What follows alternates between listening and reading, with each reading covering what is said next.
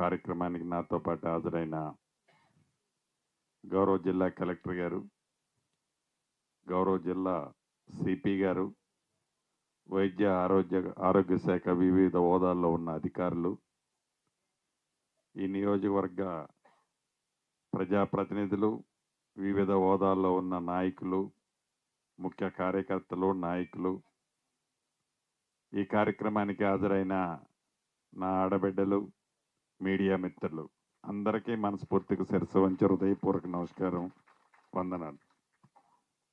ముందుగా నా పాలేరు నియోజకవర్గం నుండి తెలంగాణ రాష్ట్ర ప్రభుత్వ పక్షాన మోదీ గారికి జన్మదిన శుభాకాంక్షలు తెలియజేస్తున్నాను. సంతోషం. ఈ రాష్ట్ర ప్రభుత్వం గౌరవ ముఖ్యమంత్రి రేవంత్ రెడ్డి గారి నాయకత్వంలో ఆడబిడ్డలకి అన్ని రకాలుగా అండదండలుగా ఉంటూ వారి అభివృద్ధి అన్ని రకాలుగా ఉండాలని, వారి ఆరోగ్యం విషయంలో, వారి ఆరోగ్య భద్రత విషయంలో రాష్ట్ర ప్రభుత్వం చేపట్టాల్సిన అన్ని కార్యక్రమాలు ఇప్పటికే చాలా చేపట్టాం.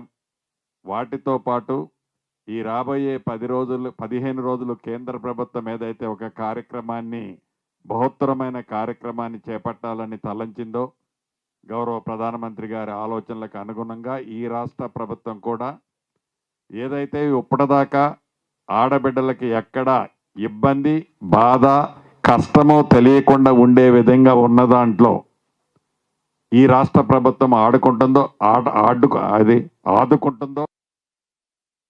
పద్ధతిలో భవిష్యత్తులో కూడా ఏదైతే ఈనాడున్న ఆడబిడ్డలు, గర్భిణీ తోబుట్టువులు ఎవరైతే ఉన్నారో, ఇందాక గౌరవ కలెక్టర్ గారు, సిపి గారు చెప్పినట్టు ఈ రాష్ట్ర ప్రభుత్వం మారుమూల ప్రాంతాల్లో కూడా వైద్యానికి, విద్యకి పెద్దపీట వేసి ఈ వైద్యము మొక్కుబడిగా ఏదో చేశాము అనకుండా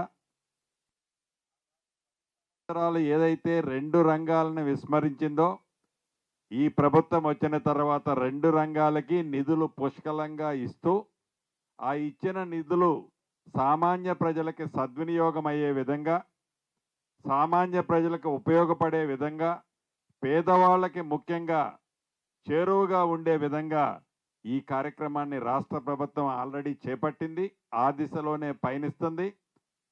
ఒకప్పుడు గర్భిణీ స్త్రీ అంటే ఆనాటి ఉన్న వసతులు కానీ, ఆనాడు ఉన్న వైద్య సౌకర్యాలు కానీ ఇబ్బంది కలిగే మాట వాస్తవం.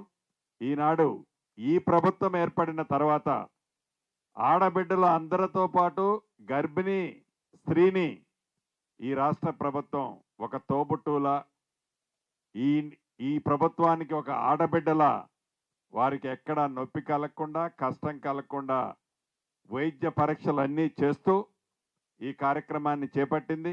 దీంట్లో పైలట్గా తిరుమలపాలెం మండలాన్ని కూడా ఈనాడు రాష్ట్ర ప్రభుత్వ పక్షాన కేంద్ర ప్రభుత్వ కోరిక మేరకు ఈ జిల్లాలో ఈ మండలాన్ని కూడా పైలట్గా మనం తీసుకోవటం జరిగింది. అధికారులకు కూడా ఒక్కటే సూచిస్తున్నాను, రాష్ట్ర ప్రభుత్వం ఏదైతే ప్రతిష్టాత్మకంగా వైద్యం పట్ల డబ్బు ఏదైతే ఖర్చు పెట్టి ఒక శ్రద్ధ తీసుకుంటుందో, ఆ శ్రద్ధ తీసుకునే దాంట్లో గర్భిణీ ఆడబిడ్డలతో పాటు, మిగతా ఆడబిడ్డలతో పాటు పేద ప్రజలకి వైద్యానికి ఎక్కడా ఇబ్బంది కలగకుండా ఉండే విధంగా వైద్య సిబ్బంది కూడా మీ విధులలో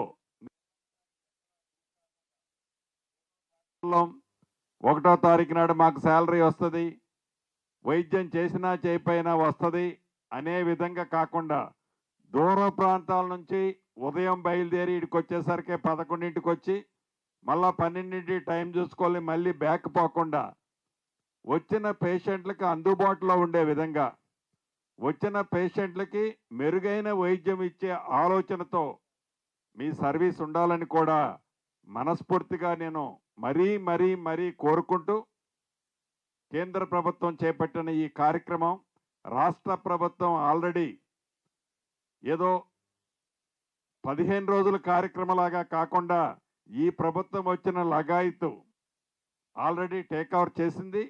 తప్పకుండా మరింత మెరుగుతో ఈ కార్యక్రమాన్ని ఈ ప్రభుత్వం చిత్తశుద్ధితో చేస్తుందని కూడా తెలియజేసుకుంటూ మరొక్కసారి నా గర్భిణీ ఆడబిడ్డలందరికీ అడ్వాన్స్గా బిడ్డ పుట్టినా కొడుకు పుట్టినా, ఎందుకంటే బిడ్డని ముందుకు ఎందుకంటానంటే కొడుకు కంటే బిడ్డే ఎక్కువ ప్రేమగా ఉంటుంది, ఆ అటాచ్మెంట్ ఉంటుంది.